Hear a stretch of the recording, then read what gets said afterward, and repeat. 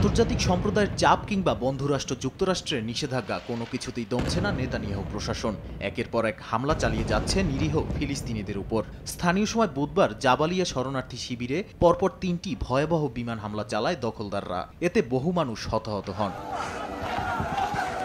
এদিকে পশ্চিম তীরের স্বাস্থ্য শিবির থেকে শুরু করে স্কুল অভিযানে কিছুই বাদ রাখছে না নেতানিয়াহু বাহিনী। জেনিন শরণার্থী শিবির, স্বাস্থ্য শিবির ও আবাসিক ভবনে স্নাইপার মোতায়েন করা হয়। এছাড়াও আল শিফা ও জেনিন হাসপাতালে যাওয়ার রাস্তাও বন্ধ করে তারা। এদিকে দক্ষিণ গাজার একটি স্কুলে একে একে ৬ বার অভিযান চালায় দখলদাররা।